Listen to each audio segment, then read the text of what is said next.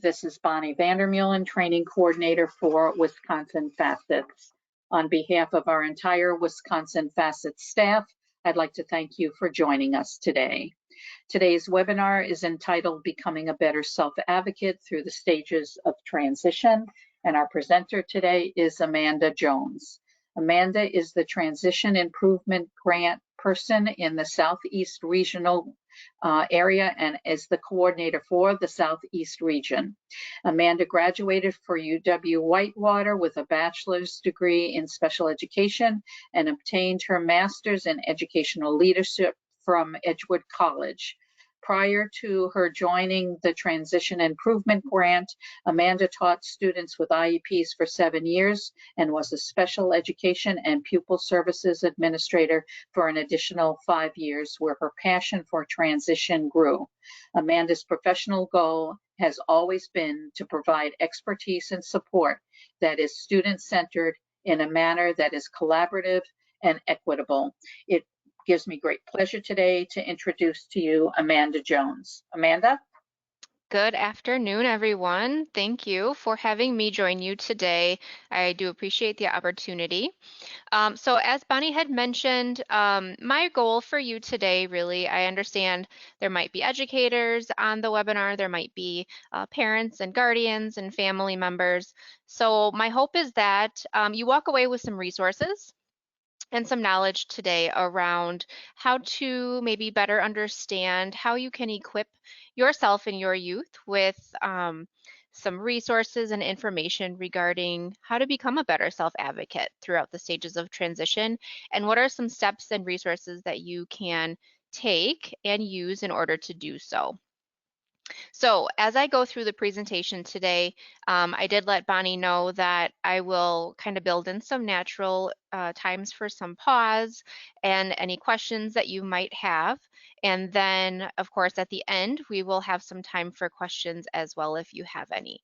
I will be navigating through the presentation, but I also want to show some of the resources that will be sent to you in a separate email. So Bonnie and I thought it would be probably easier if we just shared those out with you. So you will receive access to all of the resources and links that I will go through today during the presentation right after today's webinar event. So with that, hopefully I can navigate this. One of the resources that I'm going to send is a YouTube link for a video on tips for raising kids with disabilities. So that's another perspective. So if you haven't been familiar or watched any of Zach Anner's videos, I would encourage you to do so. We were going to show it today. Didn't want to get bogged down in my crazy internet capabilities. So it is really good. I appreciate his humor and perspective. So if you have about 5 minutes, I think it might be one that you would enjoy.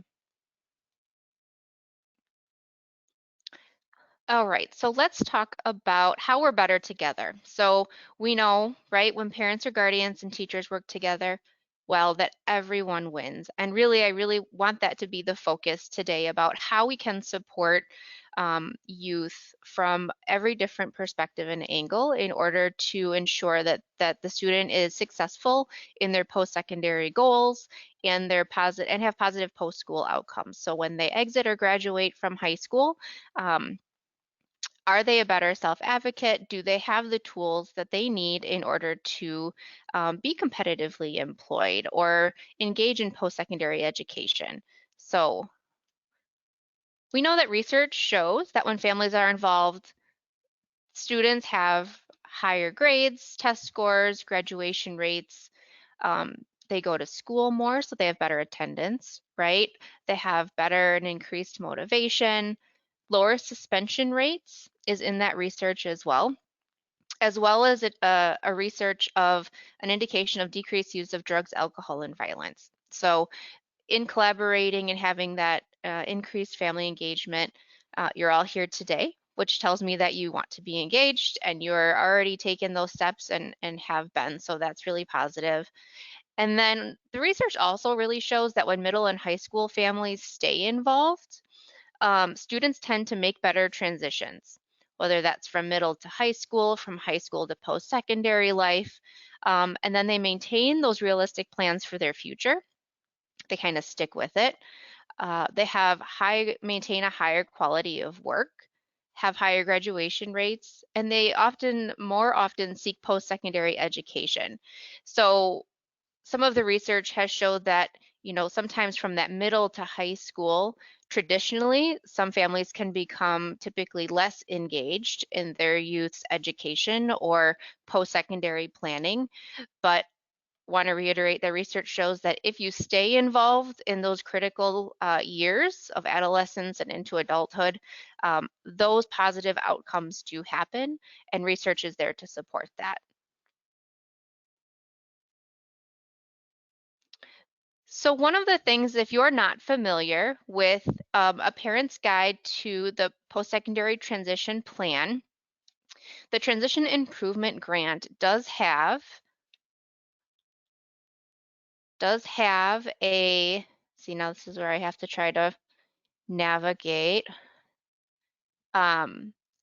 We do have a PTP parent guide, and if you're not familiar with it, it will be one of the resources that I will share out after this.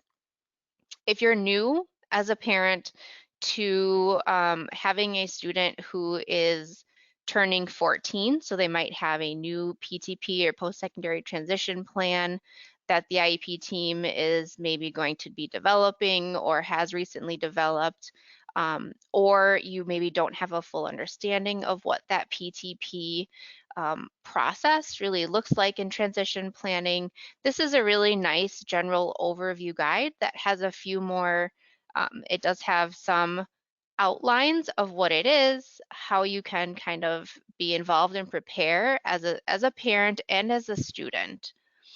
So I just wanted to point that out, that is available, and I will send that out. But it's just really nice.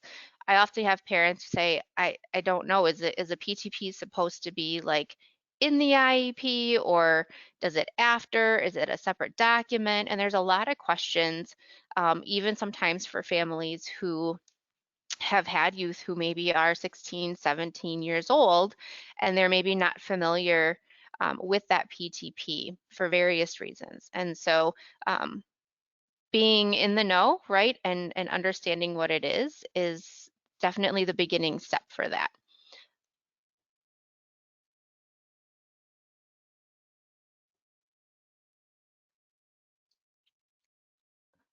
So some of the things that I'm going to dive into a little bit, I just wanted to preface it a little bit. Some of the resources that we're going to dive into after I get into some of the content in today's presentation is I want to show you, if you're not familiar with the PTP demo site. And so what that demo site does is it allows you to go into a demonstration PTP platform. And the platform is exactly what a teacher who is filling out a PTP for a student would see. So you can kind of go in and play around and be able to see yourself what is exactly in there and the components of that PTP. I've had a lot of families throughout some of these different presentations say, I don't even know what parts they're supposed to be. Are we supposed to be talking about this separately, or what does that look like? And so I want to take just a few minutes to show you what that looks like so you can feel informed.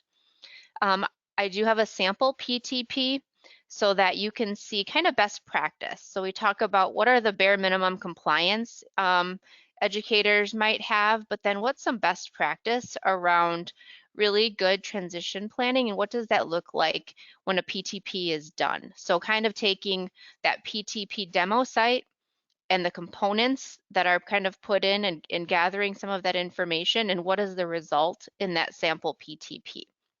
So the sample example student for that is going to be Sally. So that will also be one of the resources that I will share out that will come from Bonnie as well.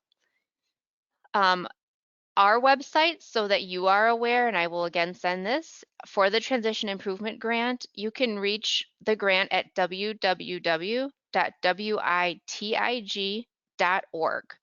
I'm going to get into some of the more self-advocacy suite pieces within that website, but that is our overall website. And then there is some general indicator 13 transition planning information on our website. That's that last kind of checkbox point. And it's just really an overview for educators who may be new to the PTP and transition planning, or for parents and families who may be new or looking for more information around what transition planning really is and how can that be done better and maybe more best practice. So I wanted to preface with some of that. I want to kind of just get into, for those of you who may not know, some of kind of like the meat of the PTP. So what are some of the main components of a PTP? And I just want you to kind of be able to take away some different things to note if you're going into your child's IEP and PTP meeting, how these things are discussed, what points and input do you have in some of these, and then what information is being collected around these areas in order to successfully plan for transition and post-secondary goals for your child.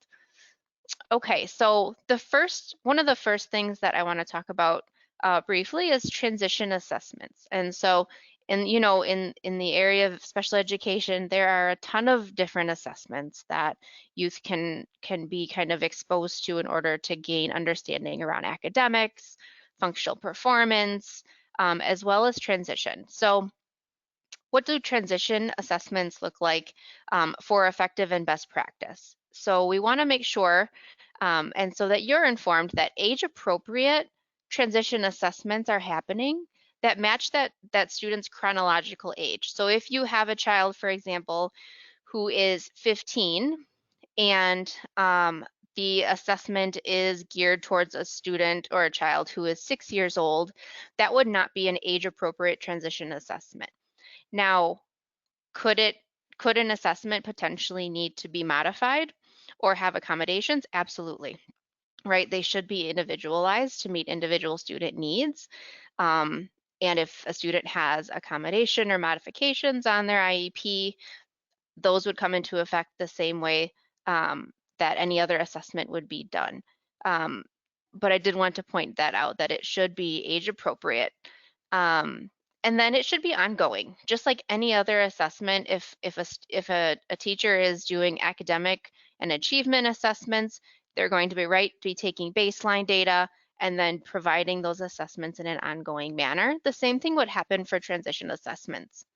One of the ways that I like to try to remember some of that information is what do we need to know about the students? And I think of it as pins.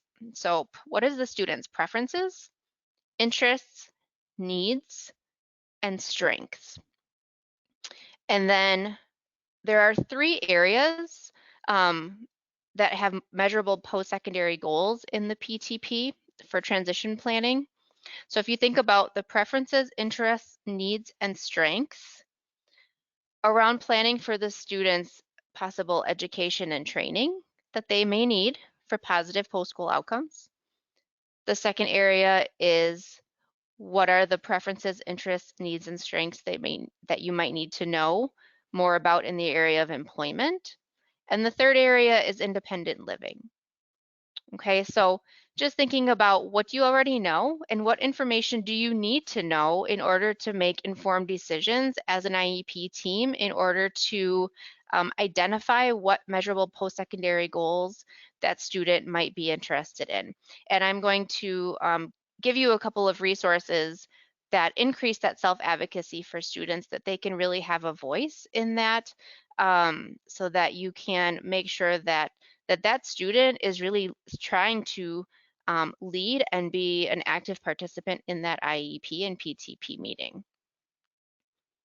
And these can be formal and or informal. So it doesn't have to be a completely formal assessment. There are a lot of different informal tools that are out there. The grant has, for example, an assessment live binder. If you're an educator on the webinar today, you can always reach out to me for more information on that, or a parent, you're welcome to. It's free. I should preface that all of our services and our services and resources are always free through the grant. So you can reach out and utilize any of what we have available at no cost. So I'm going to pause because this is probably a good place to take any, is there any initial questions from some of the things I've just started to kind of talk about in terms of transition planning, PTPs, and starting to get students involved in that process through transition assessments? No questions at this time, Amanda. Okay, perfect. Okay, so let's talk about post-secondary education goals and what does that look like. So in the previous slide, I had mentioned the 3 goal areas of education training, employment, and independent living skills. So PTPs, if you are not familiar or as a refresher, are put into place no later than 14 years of age. So when a student in the state of Wisconsin is 14 years of age, they would need an active PTP or post-secondary transition plan. And that is kind of in addition that works with the IEP. So it is, the information is integrated and it should be comprehensive in that IEP discussion and that meeting. But they are 2 separate systems, and an IEP and PTP are legally required together, right, that supports a student's transition planning and their IEP goals after they are 14. So if your child is over 14 and you're like, I've never heard of a PTP and I don't know what you're talking about in transition planning, please talk to your IEP team. I would encourage you to do so. So that addresses education and training, and then it guides the IEP team in designing what relevant courses of study does that student have to meet their post-secondary goals? How does the IEP team go about selecting appropriate transition services, which we're going to talk about a little bit more? What are annual IEP goals that may correlate and support post-secondary education goals? And what coordination with outside agencies might need to be considered? So is your child or student old enough to potentially start working with DVR or the ADRC, et cetera, et cetera? So what types of coordination of outside services and agencies might exist? So when considering education and training goals, those are some of the considerations to kind of look at that we want to kind of line up. And I want you to really think about the PTP as really a comprehensive tool or plan that comes together to support students and youth through that transition planning process by really aligning things together everywhere from their classes to transition services to IEP goals, outside agencies, etc.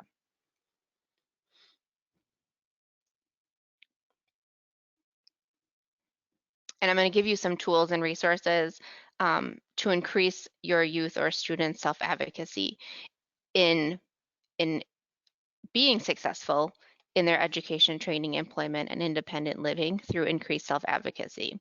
So the second post-secondary employment goal is employment. So again, no later than 14.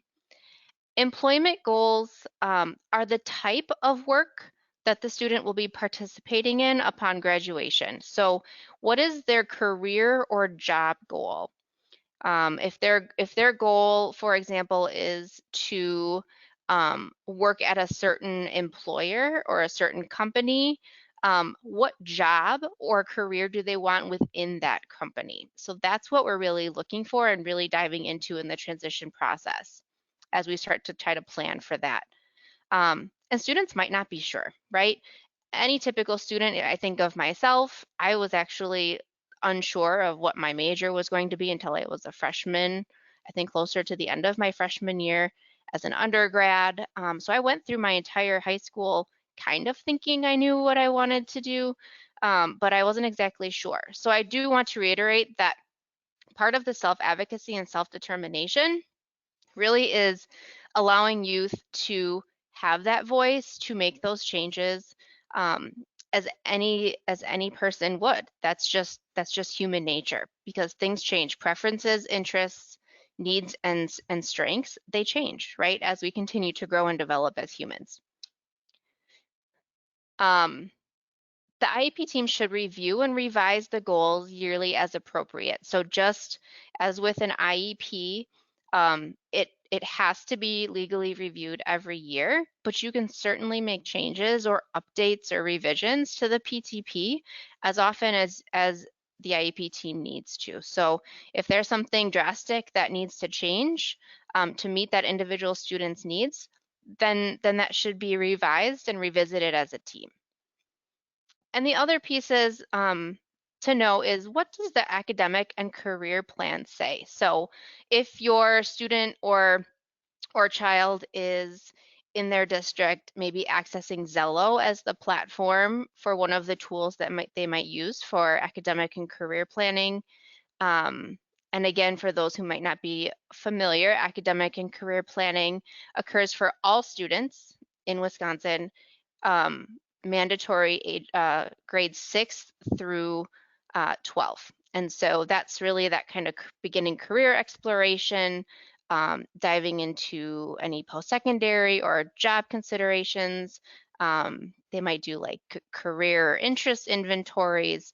So making sure that teachers and parents are collaborating with maybe any school counselors, psychologists, maybe ACP advisors or homeroom teachers or advisory teachers around what academic and career plan information is being used. And that's really in consideration with those transition assessments, right? We should be looking at all of that when we're thinking about supporting post-secondary goals. So the next one is independent living goals. And again, same at 14 years of age. And this is where students can benefit from transition planning and services in this domain. And then independent living is an area of discussion. So I want to point out that this is not required for students. So education and training goals are required in the PTP. Employment goals are required in the PTP. Independent living goals have to be considered, but it's not required in that transition planning process. But I do want to note from the bullet point in the middle here that independent living goals are not just for students who are receiving services who may be identified with an intellectual and/or developmental disability. Okay, so oftentimes teams who I have maybe worked with have thought, you know what, the student can navigate throughout their day, they participate in extracurricular activities, their homework's on time, they have pretty good grades. And sometimes teams may not look outside of the box a little bit more creatively at what possibilities may exist in the need for independent living goals in their transition planning. So I have on here that a common mistake is equating independent living to daily living skills. So daily living skills is one component of independent living, but it's not the entire thing.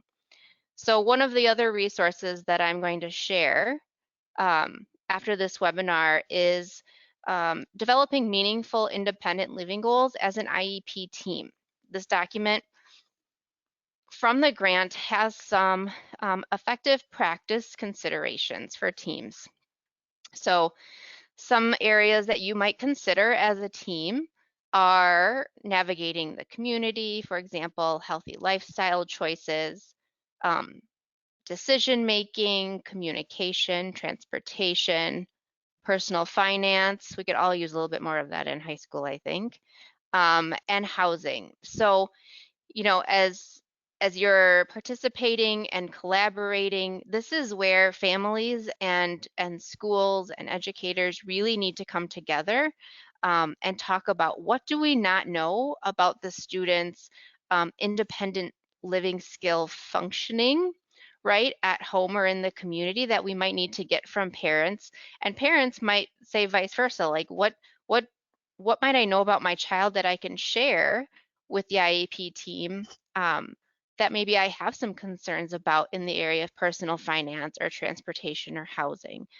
So just making sure that that communication is really strong is very important in this area. And allowing students, right? That's what we're talking about today, is self-advocacy. And so working with the student around, maybe you're going to go through each of these and talk about how that feels for them, or what that looks like for them. And again, I will go through some of the Self-Advocacy Suite resources towards the end here, but just making sure that everyone is working together and that that student has a voice if they're feeling unsure in these areas, and that's be included in that transition planning process in the PTP. Okay, again, any questions, Bonnie, at this time? We don't have any questions at this time. Okay. It's very strange because I'm used to being able to see people and I can see no one and I'm talking to my screen. So it feels a little bit different.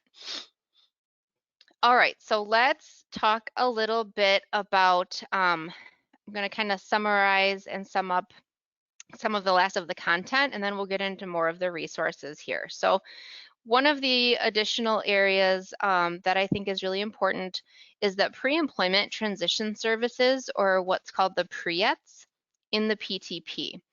So these transition services in the PTP exist in 6 areas, and the one we're focusing on today is number 6, and we'll get there. So the first one is job exploration counseling, work-based learning experiences. The third one is post-secondary and higher education related services. 4 and 5 are workplace readiness, social and independent living skills services. The first one is at home and in the community. Okay, so those are broken apart. And the 6th one is instruction and self-advocacy. So you can see that transition services in the area of instruction and self-advocacy is so important that it's identified as a PREETs. And the research is there to support that. So what do effective transition services look like? An IEP team should, in best practice, discuss all 6 areas of these transition services to determine what that student may need in terms for successful post-secondary goal and planning. Okay, so they should all be considered. They don't have to all be identified. A minimum of 1 is what's legally required, but all of them should really be discussed. And then identifying the services and activities that the student could benefit from, creating a multi-year plan is best practice, and then identifying who will be supporting the service or activity. So is that student going to be responsible for kind of leading some of that? Is a parent or a guardian or a teacher or a school counselor? So who's really going to be help supporting that service? And then again, as I said, it must contain 1 transition service that will help the student in meeting their post-secondary goal during their current IEP. So as I had mentioned earlier, just collaboration and connecting it all together, like is there outside agencies that can support that student? And if so, do they need to be sitting at the table to determine how and what services need to come together for positive post-school outcomes? Okay, so that was a lot of kind of just overall general content. I wanted to give you some information just around what transition planning really looked like for students once they turned 14. And then the next part of the webinar, I want to focus on some of those self-advocacy pieces and how we can support students in having increased self-advocacy and self-determination.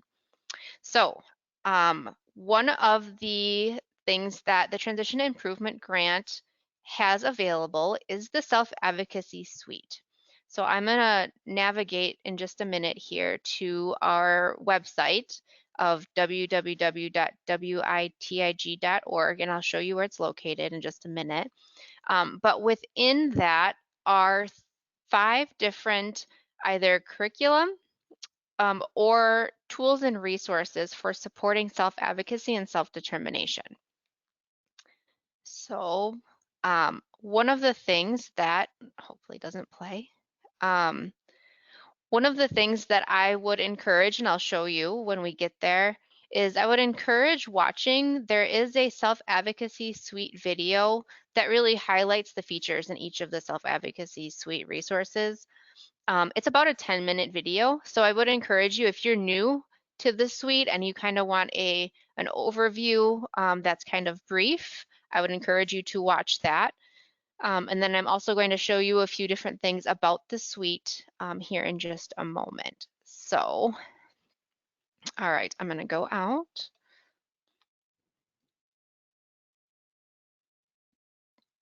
All right, so if I am on right now the witig.org, I can access our Self-Advocacy Suite tab by clicking right here. I know there's usually a lag when I present. So hopefully you can see that the video is one of the first thing that pops up right here. So again, I would encourage you, if you're new or unfamiliar, to take a look at that. Some of the other things I wanted to point out is there is a Self-Advocacy Suite overview guide that is available. So if you're like, oh man, there's so many different resources and I don't know how to even begin to know what's in each of the resources, you can click right on this guide. Hopefully it'll take us, my internet's slow, sorry. And it will make it hopefully a little bit bigger. It'll provide for you an overview of what is in each of the curriculums. So the Speak Up, Becoming a Self-Advocate is a curriculum. New Way of Thinking is a curriculum. And the Wisconsin Self-Directed Transition Planning lesson plans are considered curriculum. Okay, so those are kind of the 3 that have some explicit instruction around self-advocacy and self-determination. And I'll show you some examples here in just a minute. The Self-Directed CCR IEP guide, you can kind of see it walks through sections. And this is really a tool for students in learning the various parts of their CCR IEP and how to become a better self-advocate throughout their IEP and PTP process. So it helps them maybe identify team members and how each of those team members supports them. It talks about outside agencies. It talks about the different forms within the IEP. It talks about goals. So you can kind of see how this overview guide really provides by either lesson or learning plan or chapter what's in each of those resources. So if you're unsure and feeling overwhelmed, it's a really good place to start. So again, that's the Self-Advocacy Suite Overview Guide. Now, there is also a curricular crosswalk and student self-assessment that is also available. So I'm going to download a PDF version of the student self-assessment first. So this is one of the first places that as a grant we suggest starting. So if you are a parent or a teacher and you kind of want to get a baseline of where your child or student is at in their self-advocacy skills, you can download the student self-assessment, and this is the PDF. It's also available in a Google Doc format, which I'll go back to and show you where it's right next to where you can download this. But it does have a 1 through 5 assessment scale.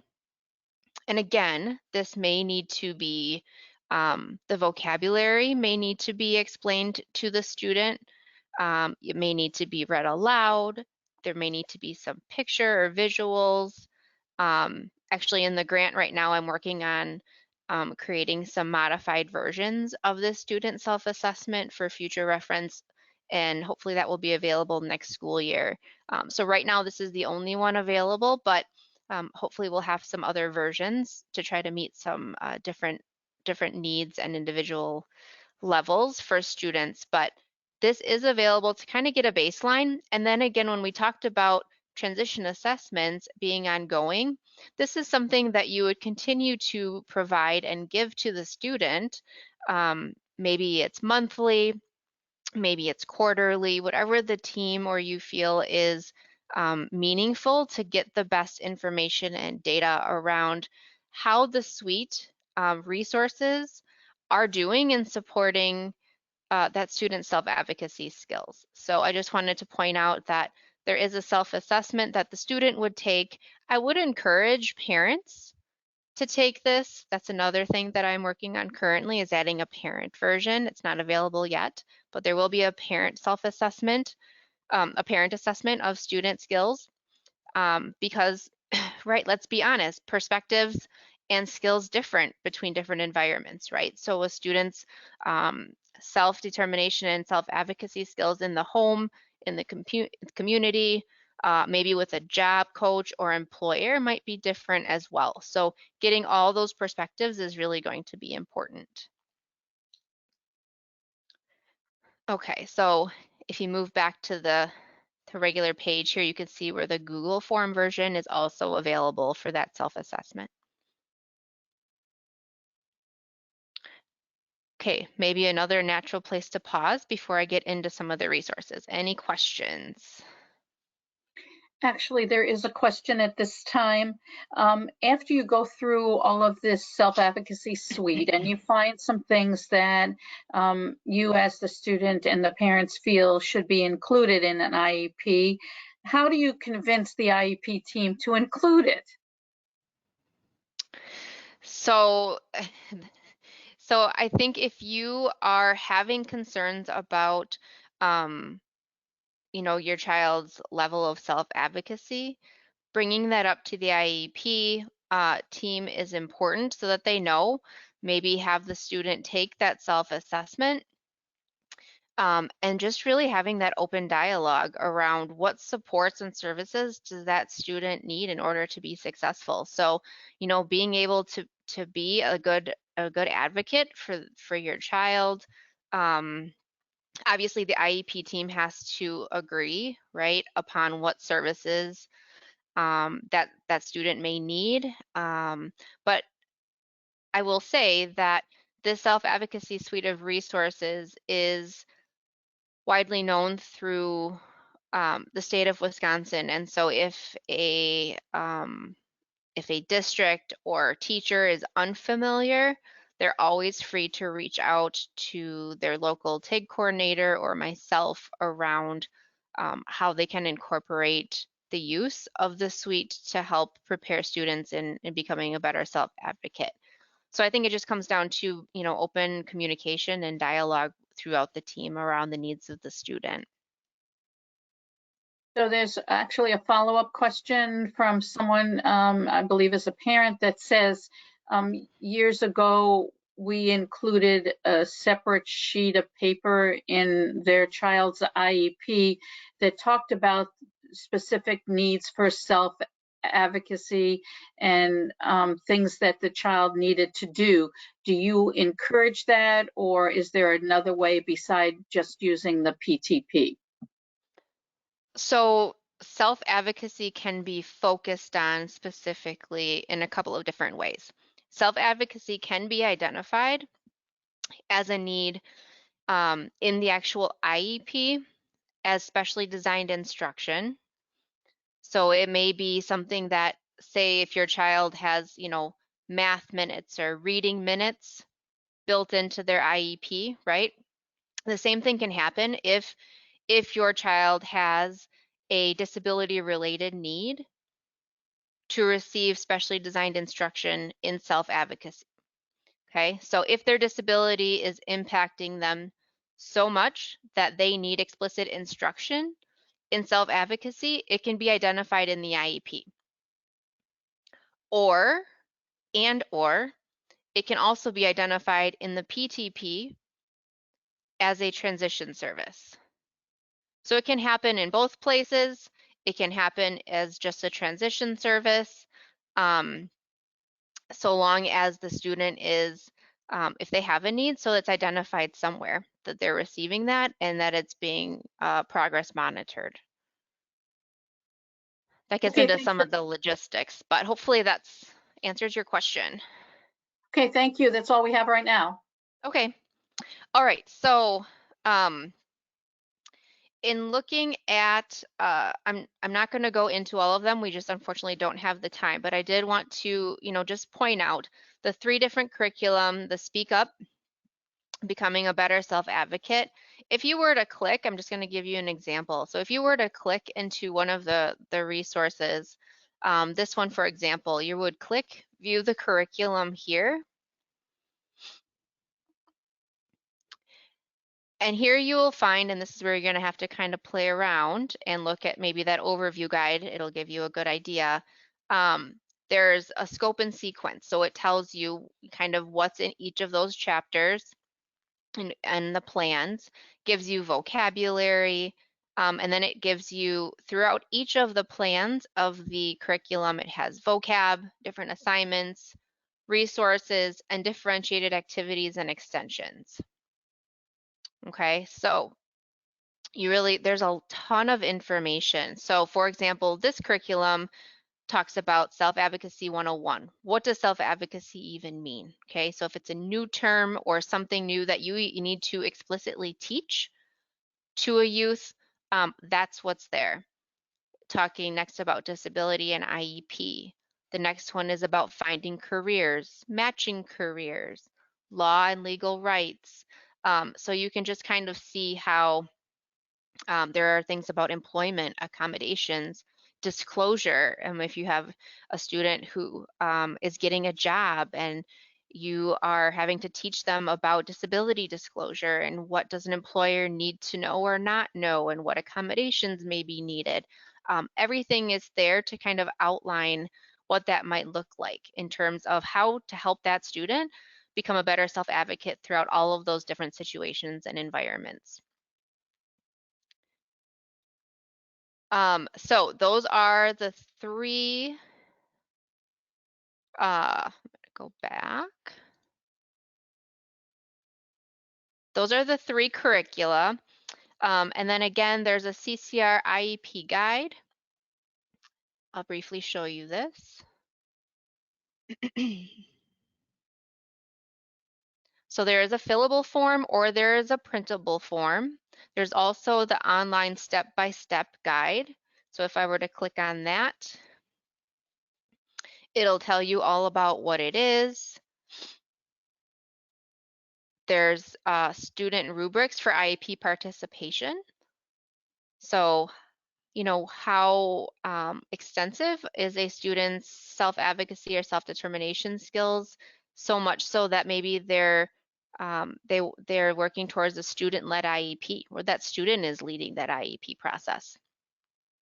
So there are different things in here like student and parent letters. There are, again, going back to helping students really understand the different sections of their IEP and really just be more engaged and invested in what that means for them and how they can continue to better self-advocate for themselves at their meetings and every day when they go to school or in their employment or transition services, etc.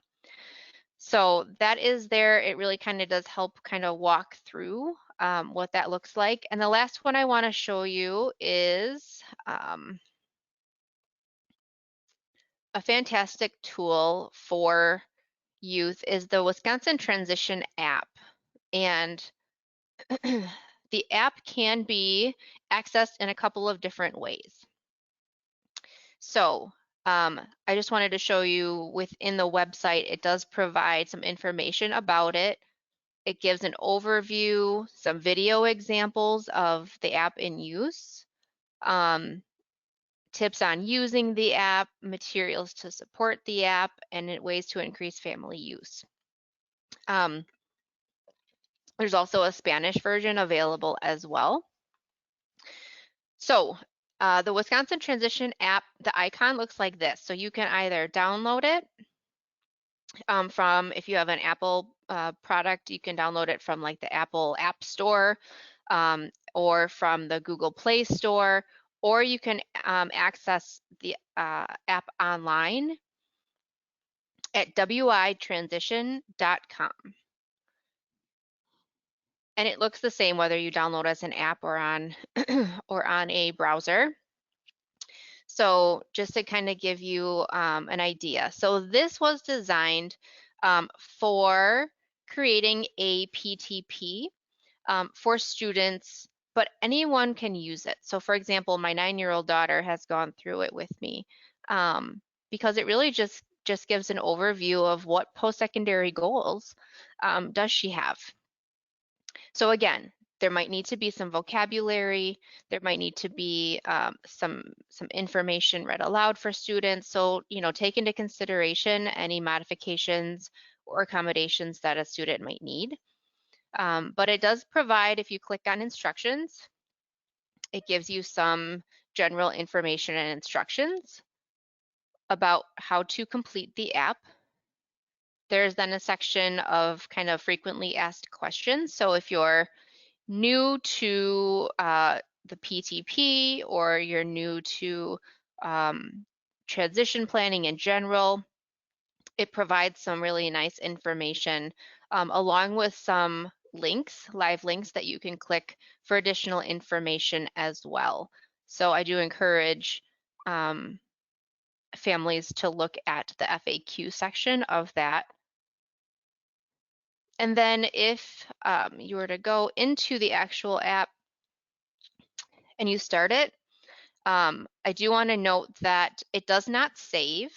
So if you close the browser or the app, it will not save the information. So just so that you know that, just for confidentiality reasons, when you get to the end of completing the app, it can be downloaded as a PDF. It can also be emailed. So if a student does it, maybe they want to email it to their parent, to their teachers, to their school counselors, that can be done. So I'm just going to show you kind of briefly. This is a great way for families and youth to have some really engaging conversation, or have your youth fill it out and then have a conversation. So it really just asks the different questions that are identified also within the PTP. So a student would say, after high school, you can choose all that apply, maybe to live on my own and have a job, and then they would click next. They identify how old they are, and then it provides some prompts, okay? So if a student is 16 or older, it kind of tells them, you know what, by the time you're 17, you're gonna have to be informed on your rights, et cetera, et cetera. And then I'll show you some other things that come up here. So it asks if they have a written IEP. If they're not sure, it just tells them, you know, that's okay. This app is a tool to kind of help you prepare for the future. If it's not, if a student has maybe a 504 or they're just completing this as part of getting some information about academic and career planning, that's totally fine too. So this goes through 15 different questions. And again, it goes around the areas of education training, employment, and independent living. It also gets into what accommodations do you feel you might need to be successful to have positive post-secondary goals, outcomes. And so at the end, it does have a report.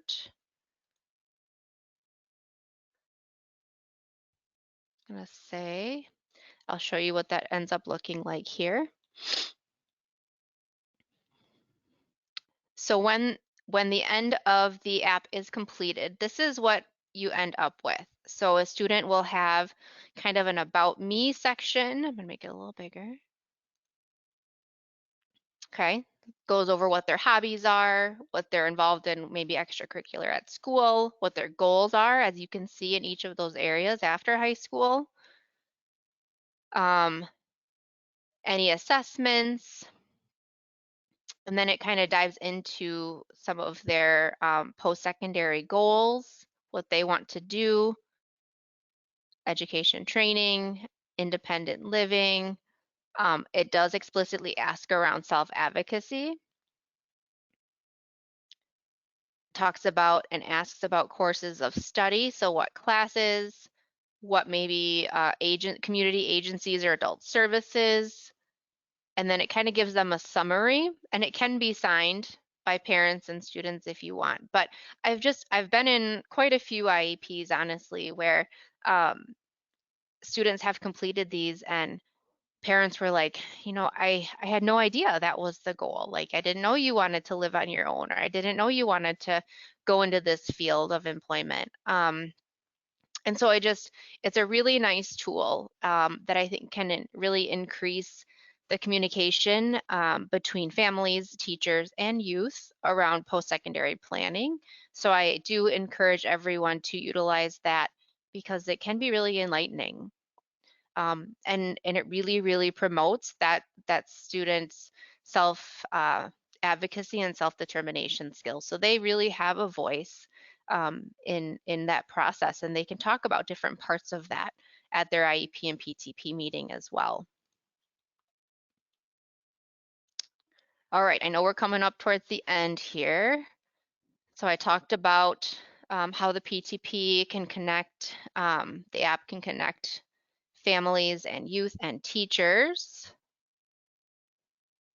And I already kind of talked about, it really can just promote an I can do attitude. So it's important to kind of share those results with outside agencies as well, and just work together in creating that PTP and aligning that whole IEP and PTP so that that student can have some successful post-school outcomes.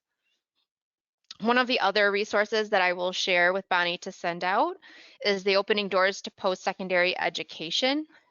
So this has some differences especially for youth and families around high school and post-secondary, and what, services and things might happen in high school versus post-secondary or in employment.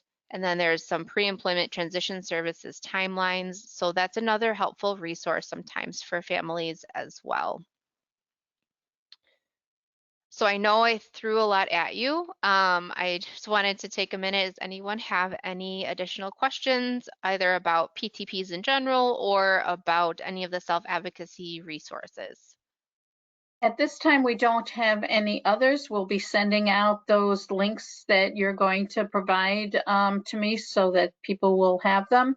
So Amanda, do you have any closing comments at this time that you'd like to make?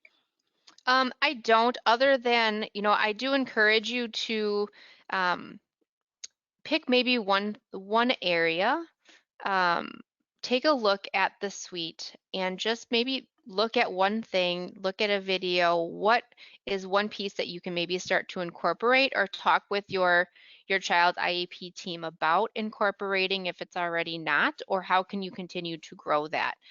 So I just encourage you to take a look at the resources that are there and see how you can try to, fit some of that to meet some of your youth's needs moving forward.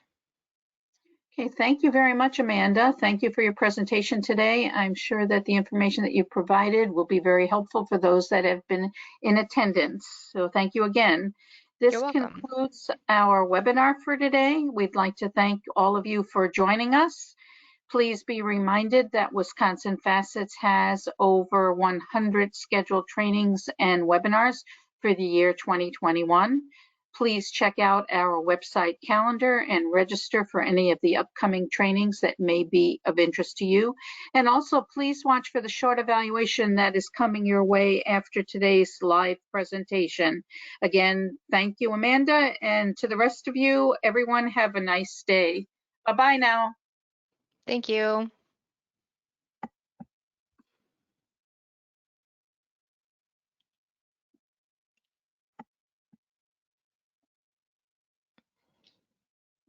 Thanks, Amanda. I'll send you an email. That sounds perfect. Thank you. Bye-bye now. Bye-bye.